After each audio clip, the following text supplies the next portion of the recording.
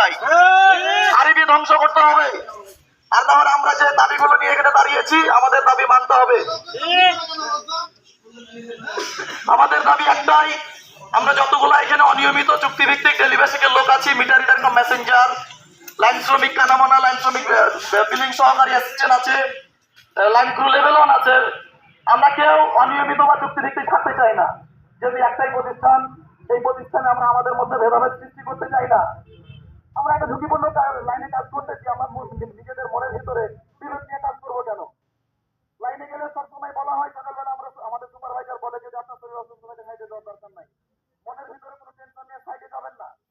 কিন্তু আমাদেরকে তাহারি টেনশন মাথায় ঢুকিয়ে দিয়েছে, আপনি চুক্তিভিত্তিক, আপনি লাইন শ্রমিক, একসাথে আমরা সাইডে যাচ্ছি, আমরা দুই ভাই, আমার বড় ভাইয়ের পোশাক একরকম, আমার পোশাক আর একরকম, যেহেতু একই সিস্টেম, একই লাইন, একই বল,